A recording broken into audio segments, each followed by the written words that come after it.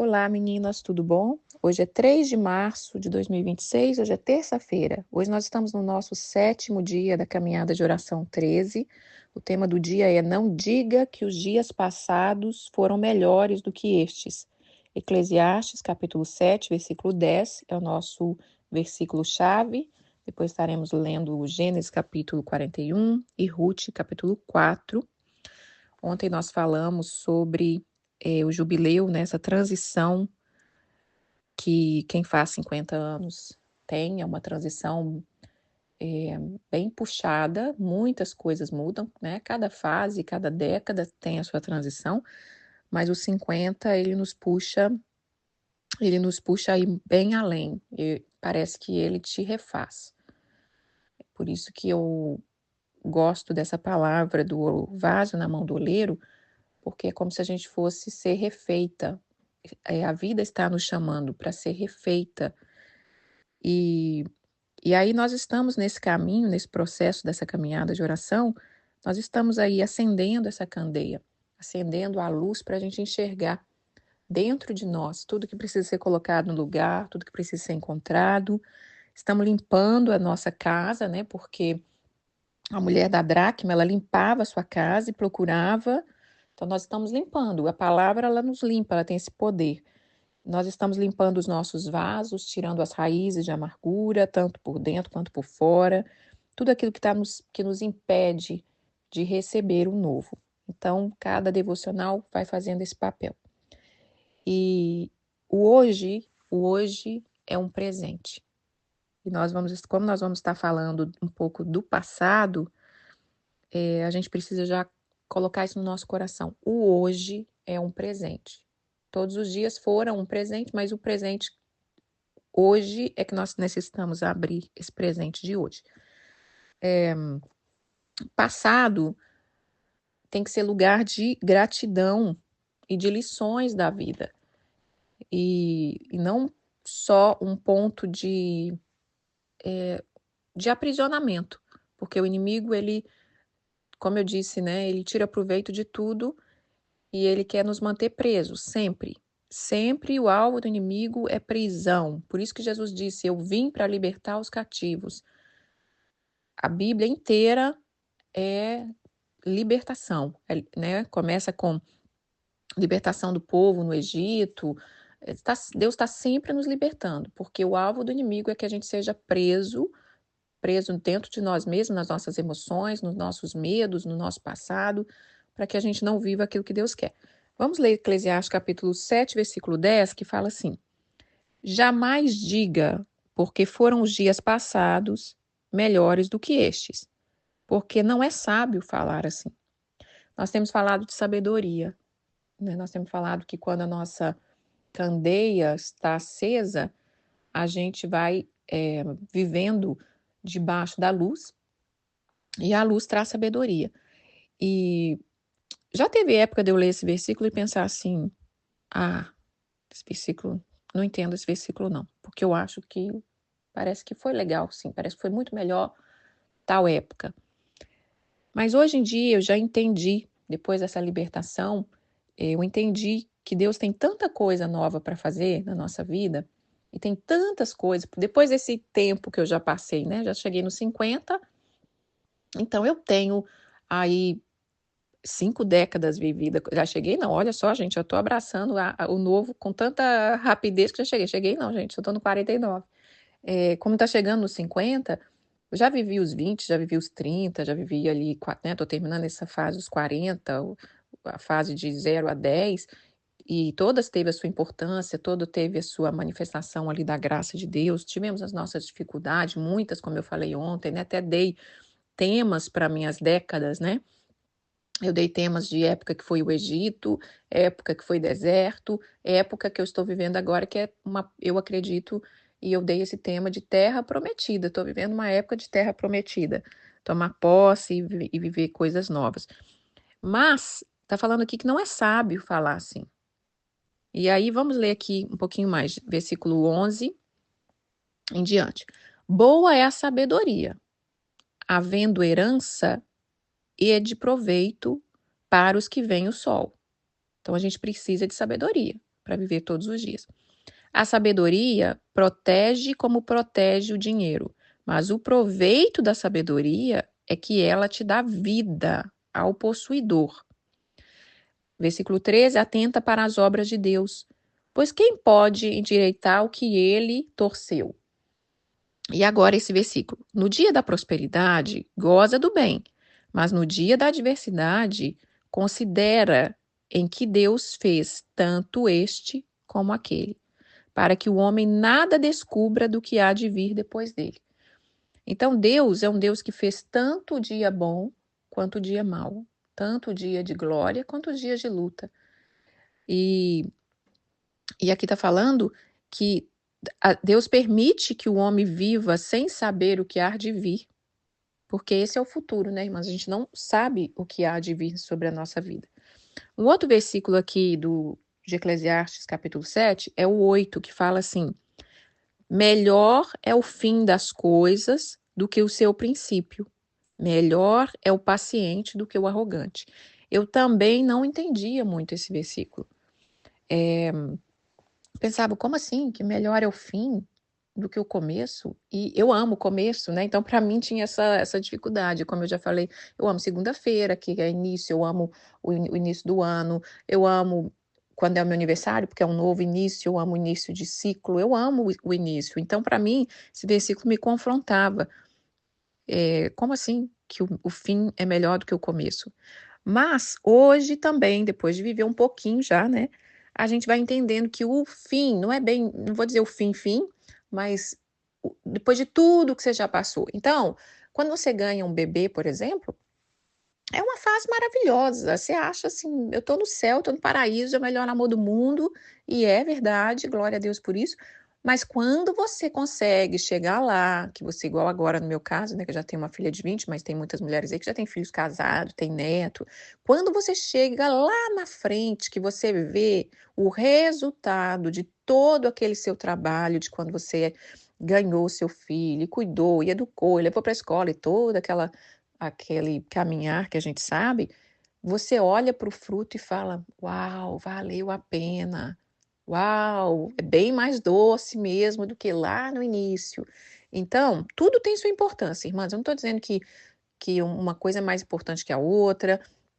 Eu quero que a gente medita de como nós estamos vivendo a nossa vida. Será que nós temos dito isso? Ah, mas por que quando eu morei naquela cidade foi melhor? Ah, mas por que quando no começo do meu casamento foi melhor? E tudo bem de ter sido melhor, mas você não pode deixar com que isso te atrapalhe e te impeça de entender que Deus ainda tem o melhor. Ele ainda tem mais coisas ainda que possa ser muito melhor, coisas que você não imaginou, né? A palavra de Deus diz que aquilo que você não imaginou, aquilo que nem penetrou no seu coração é o que Deus preparou para você. E o alvo do inimigo é nos prender nesse passado. E é tão, é tão, é, como é que eu digo, gente? É tão perspicaz, é tão assim, um emaranhado, uma prisão, que às vezes você está tendo saudade de um passado que você nem desfrutou, que talvez lá no passado você ainda vivia reclamando. E aí a gente pode usar até aquela frase que a gente usa muito de brincadeira, né? Nossa, você olha uma foto e pensa, nossa, eu era feliz e não sabia. É uma brincadeira e tal, e tudo bem, a gente fica saudoso com muita coisa boa que viveu, mas o que Deus faz é muito melhor a cada dia, né? Naquela época foi bom e agora é melhor ainda. Então eu quero que hoje nós meditemos sobre isso, porque para entrar em várias outras coisas que Deus quer, isso precisa ficar bem resolvido na nossa vida. Eu passei muita dificuldade quando eu era criança, até os quase 12 anos, e quando a gente fez 12 anos, a gente precisou mudar. A gente foi forçado a mudar, né? A gente teve que mudar às pressas, quase igual saindo do Egito, né? Sai às pressas. A gente nem foi de caminhão, foi numa carroceria que punha atrás de um carro, uma carroceria pequena, não sei nem como coube as coisas da minha mãe ali, tadinha. e a gente foi morar na casa de um primo dela, que emprestou pra gente, uma casa, ela era uma casa bem já velha, eu não lembro mais, mas a casa tinha bastante cômodos, mas só 3 era usável, porque eram os 3 mais novos. E naquela cidade, a gente viveu tanta coisa maravilhosa, a gente ficou ali só 2 anos e meio. Mas quando eu tive que voltar para a cidade de novo, que a gente saiu, a minha conversa era sempre, porque quando eu morei em tal lugar, nossa, mas por que lá? Então, eu só estou dando um exemplo de como que às vezes a gente acha que o que nós vivemos foi o melhor, e não vai ter melhor. Foi o melhor para aquela época. Isso que nós temos que entender. A vida é feita de propósito, de ciclo, né? Quando a gente começa a despertar, esse inimigo tem esse trabalhar incansável. O trabalho do inimigo nas nossas vidas é incansável, todo dia, toda hora, porque o alvo dele é fazer da gente um vaso de desonra. E quando a gente desdenha o presente, que é o hoje, que é o futuro, que é a nova fase, que é a transição, nós estamos desonrando o Senhor. E aí ele vem com essa sofisma, né? Com essa mentira. Sofisma é uma mentira com aparência de verdade. Ele vem com essas mentiras dizendo que o nosso passado foi melhor. E, como eu estou dizendo, irmã, claro que tem coisa que a gente viveu que foi maravilhosa. Eu não esqueço nunca desse tempo, dessa cidade. Foi um tempo de prosperidade, foi um tempo de tanta coisa graciosa. Foi um tempo que eu senti a presença do Espírito Santo pela primeira vez aos 12 anos, que eu comecei a frequentar grupo de jovens. Foram coisas maravilhosas, mas se ficar preso lá, olha o que Deus tem feito hoje, né? E outras coisas mais que ele fez. Então, uma coisa que eu amo no judaísmo, eu costumo dizer que eu tenho uma alma judia, e cada vez que eu aprendo, eu falo, eu acho que eu tive algum descendente que vivia isso porque entrou no meu coração. Uma coisa que eu amo no judaísmo é como eles valorizam a vida. Eles valorizam a vida demais. E porque eles amam o Senhor, porque eles entendem que o Senhor é o dono de tudo, né? Então eles valorizam a vida e eles amam estudar todo tipo da área da sua vida. Eles estudam sobre tudo, sobre finanças, sobre relacionamento, criação de filhos. Eles estudam sobre essas coisas. E tem várias outras culturas que fazem isso também, né? Culturas milenar, os japoneses, os indianos são muito bons na questão de medicina, né? Então, por quê? Porque eles estudam a vida, eles observam o corpo, tem cultura milenar. Então, tem várias culturas que têm essa aptidão em cavar mais sobre a vida. Infelizmente, a nossa cultura não tem isso. A nossa cultura é oba-oba, vamos levando, a gente não se prepara, né? A gente não. Agora melhorou muito a coisa por causa da internet, por causa de tantos estudos, então tem melhorado bastante, mas a gente não é uma cultura que dá atenção para as fases. A gente é uma cultura que quantas vezes as pessoas casam, naquela época, tem alguns lugares, tem igrejas, né, que tem os seus cursos de noivo, mas muita gente não faz, muita gente não procura saber, e aí vem a criação de filhos também, a gente também não procurava muito saber. Hoje não, hoje tem aí escancarado na internet tudo que a gente precisa e muito mais, agora a gente tem que, mas mesmo assim a gente tem que desejar. Então, valorize a vida. Aquilo que você viveu, não sei a idade que você está, não sei o tempo, não sei a fase, sabe? Assenta no seu coração. Foi bom, mas eu sei e eu desejo e eu me abro e eu me preparo porque eu vou viver dias melhores. Como diz a canção que eu deixei, você vai viver a melhor fase. E eu quero, então deixa eu só recapitular aqui. Versículo 10 diz que jamais digamos isso. Não fica dizendo isso o tempo todo.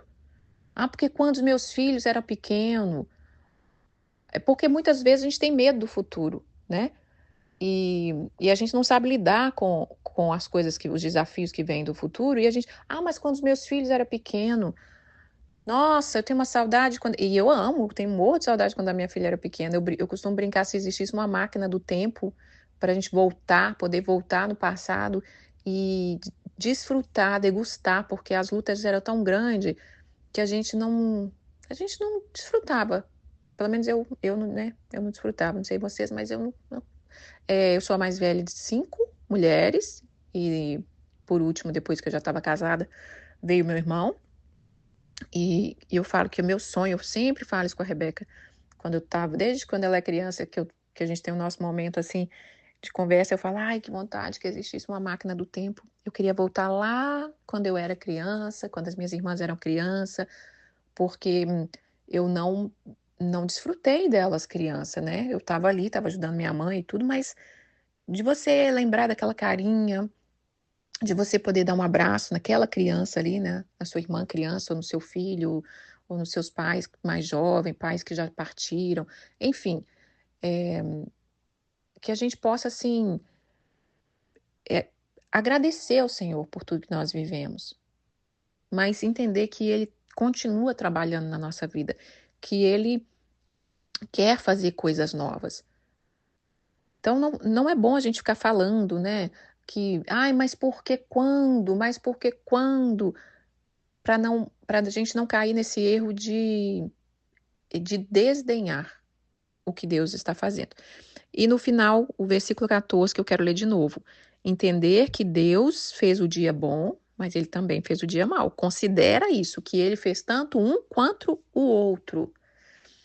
Quero falar de duas pessoas, eu quero falar de duas pessoas na palavra que viveram coisas grandes no futuro, que eles passaram uma luta lá no seu passado, mas que viveram coisas grandes lá no futuro. Antes disso, a gente entender que Deus nos criou para progredir. Sempre o que vivemos em cada fase foi o melhor daquela fase. Você foi a melhor mãe que você podia ter sido naquela época, você foi a melhor esposa que você podia ter sido naquela época, poderia ter sido melhor, mas foi o que foi. Não é ficar se cobrando, não é ficar querendo voltar lá. Quando eu falo que eu queria voltar lá, é de saudosismo, né? De poder da gente dar, ai, como é que eu digo? Pra gente sentir mais. Eu acho que é isso, viver mais, estar mais presente. A gente não pode ficar vivendo de cobrança, porque eu poderia ter feito assim, porque eu poderia ter feito assim. É progredir, faça agora. Aquilo que você pode, faz agora. Abraça agora, beija agora, e o que não pôde mais, gratidão. Então, se a gente ficar vivendo saudosismo, isso nos impede de ver o futuro. E, e impede de ver e receber o que Deus quer fazer. Então, nós acabamos resistindo o novo. E o passado, ele é uma bagagem, ele é uma experiência para desfrutar o futuro.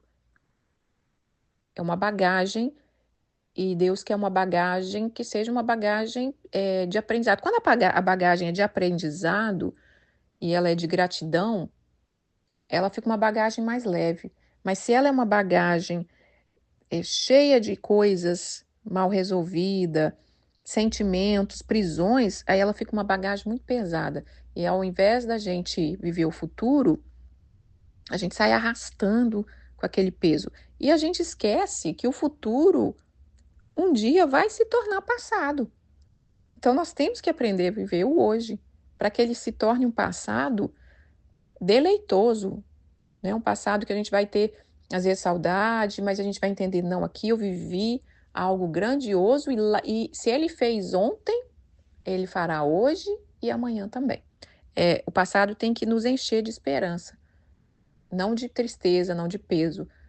Encher-nos de esperança. Nossa, eu tinha uma vida difícil, a gente não tinha nem, né, vamos colocar aí, muitas pessoas passaram tanta dificuldade, a gente não tinha nem que comer direito. Hoje, graças a Deus, a gente pode fazer o que a gente comer o que a gente quer.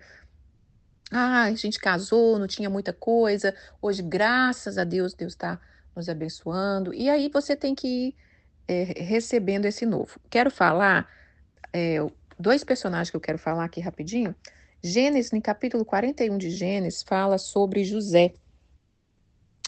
Então, o José, ele passou aquela luta quando ele era jovem, né?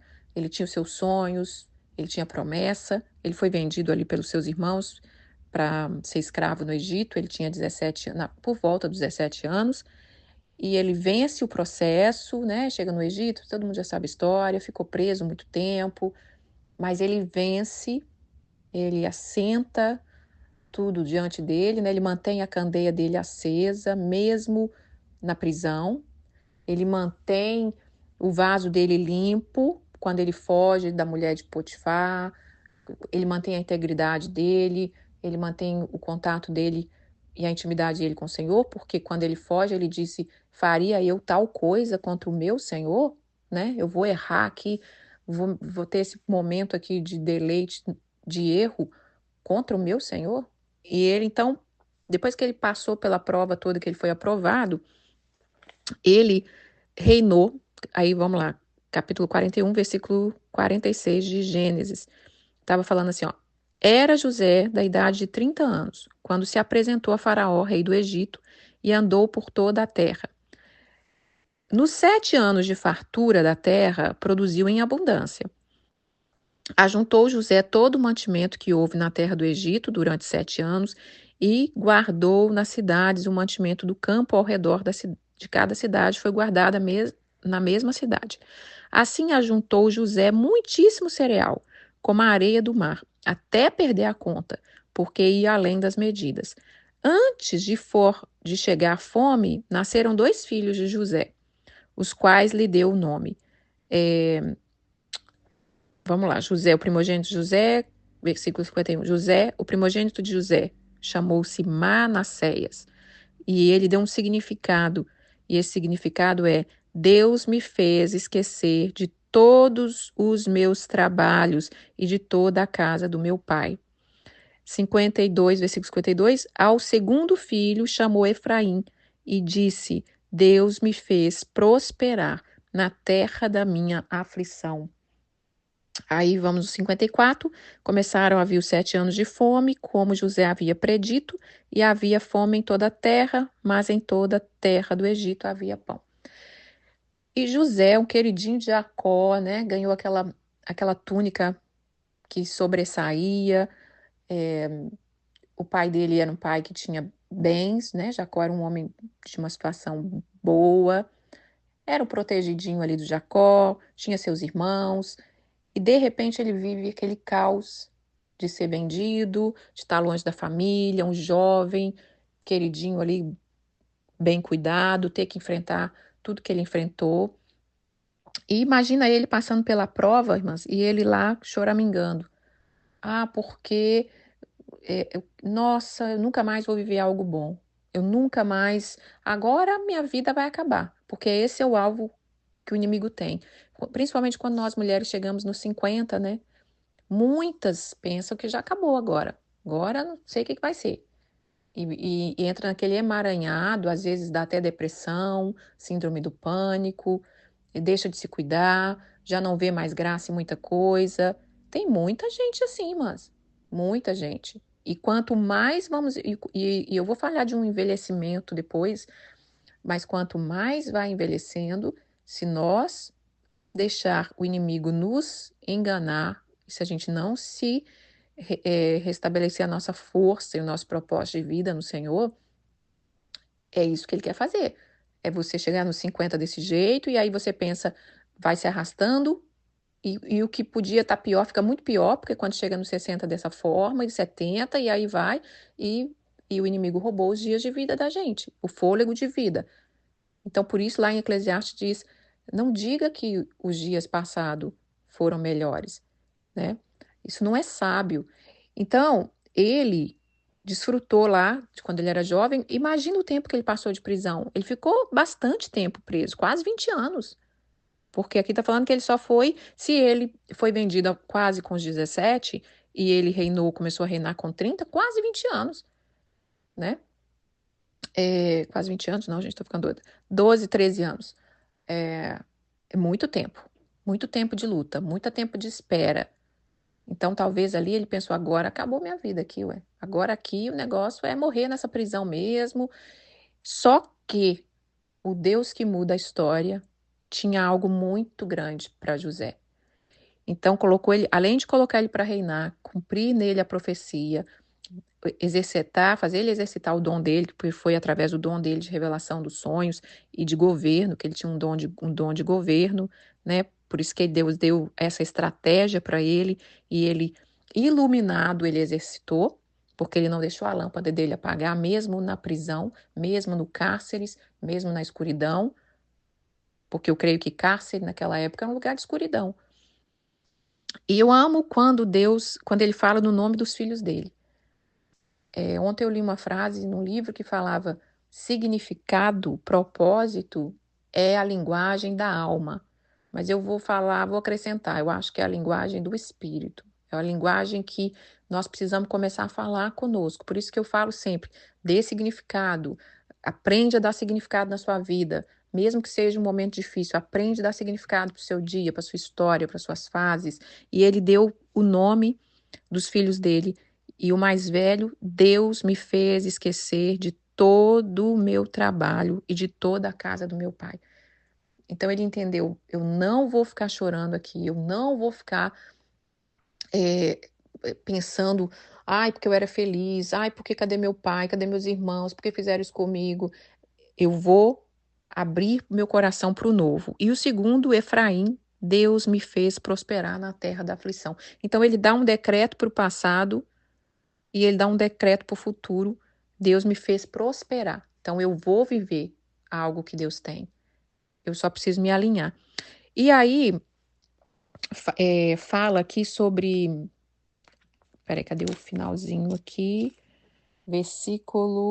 No capítulo 50 de Gênesis, olha só que coisa mais tremenda. No capítulo 50 de Gênesis, 22 e 26, fala assim: o final da vida de José. José habitou no Egito, ele e a casa de seu pai, porque depois ele reencontrou, né? Deus trouxe, Deus restaurou.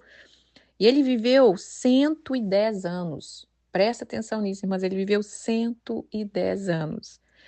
E ele viu José, os filhos de Efraim, até a terceira geração. Ele viu os filhos de Malqui, filho de Manassés, o quais José tomou sobre os seus joelhos. E ele disse a seus irmãos: eu morro, porém certamente vos visitará. Deus vos visitará e vos fará subir dessa terra, para a terra que jurou dar a Abraão, Isaque e a Jacó. José fez jurar os filhos de Israel, dizendo: certamente Deus nos visitará e faça transportar os meus ossos daqui. Morreu José, da idade de 110 anos, embalsamaram e puseram no caixão do Egito.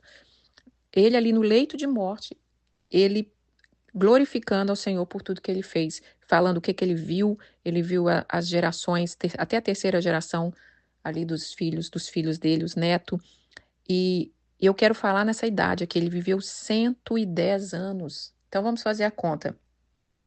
Reinou com 30, viveu até 110. Então ele viveu mais 80 anos. 80 anos. 80 anos de grandes coisas que ele viveu. 80 anos de promessa, 80 anos de o tempo que ele ficou longe dos irmãos, que ele sofreu tanto. Olha o tantos anos que ele ficou com o pai até, né, o pai, os irmãos, os filhos dele, os netos. Imagina se ele carregasse, imagina se ele se prostrasse, se ele se rendesse. Porque o passado foi melhor. Ele não ia ter força, ele não ia enxergar o propósito de Deus ali naquele cárcere. É isso que eu quero trazer para a gente, que não pensa que os anos de luta ou aquilo que a gente viveu lá no passado, que foi bom, que aquilo é o fim. Eu acho, sabe, assim, eu acho que eu nunca vou viver eu nunca vou viver aquilo que eu vivi em outro lugar, naquilo que eu estava, no lugar que eu estava. Sempre Deus tem algo novo.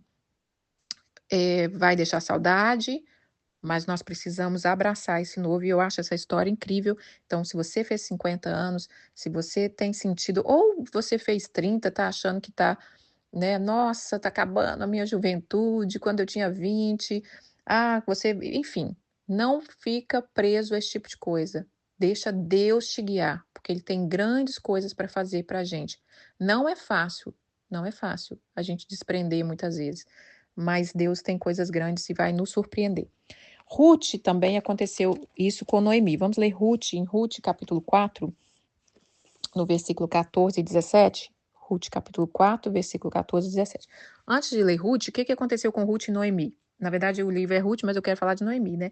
Noemi, a sogra de Ruth, saiu da cidade dela, foi para outra cidade lá, em Moabe.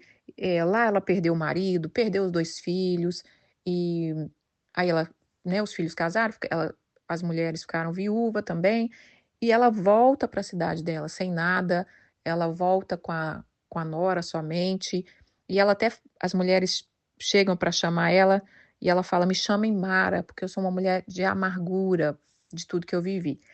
Porém, eu acredito que, imagina se ela vivesse pensando, né? Nossa, mas quando eu saí daqui, eu fui para uma cidade para prosperar lá, e eu tinha minha família, e eu tinha meu marido, e agora eu era feliz. Nossa, olha como eu era feliz. E era, né, irmãs? Mas eu nunca mais vou viver mais nada. Nunca mais eu vou viver aquele tempo, nunca mais eu vou ser feliz. E de repente Deus traz essa mudança na vida de Noemi, quando a nora dela casa ali, e aí vamos ler. Versículo 13 do capítulo 4. Assim tomou Boaz e Ruth, e ela passou a ser sua mulher. Coabitou com ela, e o Senhor lhe concedeu que concebesse e teve um filho. Então as mulheres disseram a Noemi: Seja o Senhor bendito, que não deixou hoje te dar, que não deixou hoje de te dar um neto, que será o teu resgatador, e seja afamado em Israel o nome deste. Ele será restaurador da tua vida, consolador na tua velhice, pois a tua nora que te ama o deu à luz, e ela te é melhor do que 7 filhos. Noemi tomou o menino, pôs no regaço e entrou e cuidou dele. As vizinhas lhe chamaram o nome, dizendo: Noemi, nasceu um filho, e lhe chamaram Obed. Este é o pai de Jessé, pai de Davi. Olha o que Deus fez na vida de Noemi. Fez ela entrar para a história do rei Davi, fez ela entrar para a história de Jesus, né? Então ela era, peraí, Obed era o pai de Jessé, pai de Davi. Então ela era bisavó de Davi. Depois a gente pensa nisso, irmã. Mas enfim, Deus mudou a vida dela. Deus mudou a vida dela. Porque ela voltou, ela falou, vou me dispor, não tô vendo nada, eu tô amargurada, eu acho que eu não vou viver nada. Porque quando os filhos dela morrem, ela fala, eu perdi tudo, agora acabou. Só que a nora que estava com ela foi que Deus usou. E as vizinhas falam para ela, Noemi nasceu um filho, na verdade é um neto, mas era uma restauração ali, era o que Deus estava trazendo para Noemi.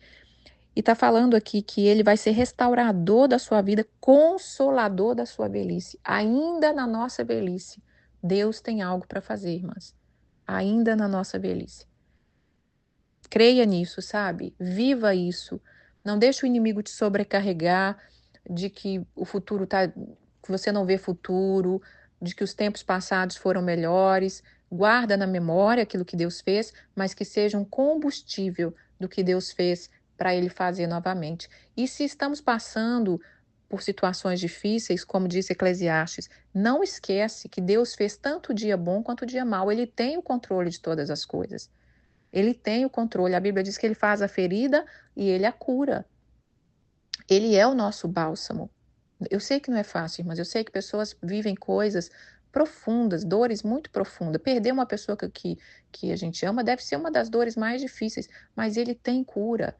Você já reparou, e nós vivemos isso na nossa casa, quando minha mãe perdeu a mãe dela, a minha avó, você já reparou que acontece, não sei porquê, não sei essa coincidência, não sei o que é, mas quase sempre eu tenho observado que acontece de quando uma pessoa perde ali uma pessoa querida, nasce outra vida, nasce um bebê, né? A minha avó, quando faleceu, aí pouco tempo depois minha prima ficou grávida e depois a minha irmã, hoje minha mãe está cheia de netos e ela tem sido curada através desses netos. Então Deus ele tem cura para nós. Para fechar, é isso que eu queria falar. Nós precisamos desfrutar. E para desfrutar, precisamos ser livres. E para ser livre, precisamos ser livres das nossas concepções, da nossa maneira que a gente fala, das nossas expectativas. Porque se você viver, porque eu acho que eu nunca vou conseguir, porque eu não vou viver melhor. Deus não tem nem como ele fazer. Se você não quer, se você não está se abrindo, se você não está colaborando, não tem como ele trazer o novo, né? Noemi precisou se mover. Ela precisou se mover e falar: eu vou voltar para minha terra, eu vou sair desse lugar de luto, eu vou sair desse lugar que, eu achava que aqui eu tinha sido feliz com meus filhos, com meu marido, e agora eu preciso voltar. Mesmo que eu volte amargurada, eu preciso crer que lá vai acontecer alguma coisa. E aí a gente precisa mudar o nosso olhar sobre os dias difíceis, entender que das provas pode vir grandes tesouros para nos abençoar ainda mais no futuro. E eu vou falar uma coisa, questão de idade, eu falei ontem dessa transição minha, questão de idade. Eu me sinto fisicamente, apesar de eu ver que o corpo já está dando sinais, né? Eu me sinto fisicamente muito melhor do que os 20 e do que os meus 30 anos. Claro que eu tenho as perdas, né? Na idade da gente, no tempo a gente tem as perdas, mas eu prefiro focar nos meus ganhos. Então, eu tenho muito mais foco, muito mais energia, muito mais clareza, muito mais conhecimento, muito mais tantas coisas boas que Deus tem feito. E é isso que eu queria falar. Que Deus abençoe cada um de nós, nos dê uma manhã abençoada e que a gente pondere nisso. Não ficar dizendo que os dias passados foram melhores, porque Deus é o Deus do hoje, do ontem e eternamente. E Ele pode nos surpreender. Um beijo, fiquem com Deus. Eu vou deixar uma canção. Ouça, ela é muito fofinha. Ela é muito fofinha. Eu amo essa canção. Essa cantora, Marcela Thaís, ela perdeu a mãe na pandemia. Ela já teve perda gestacional. E ela, quando fez esse clipe, ela estava grávida. Agora ela está grávida do segundo filho, eu acho. E agora ela fez grávida do primeiro para celebrar esse momento de virada na vida dela. Porque ela é filha única, você imagina, uma filha única perder a mãe, ela estava recém-casada, então qual é o sonho, né, de uma filha? Que a mãe visse os netos, visse ela ali vivendo essa vida. E então essa musiquinha é muito fofa, assiste o clipe, escuta a música toda. Às vezes a gente tem mania de escutar a música só um pouquinho, já entendi e tal, mas às vezes a música ela dá uma mudada da metade para frente, trazendo uma mensagem mais profunda, e ela é tão simplesinha, mas tão verdadeira. Então escutem e fiquem com Deus, tá? Que Deus nos abençoe e fale conosco. Tenha um dia de paz.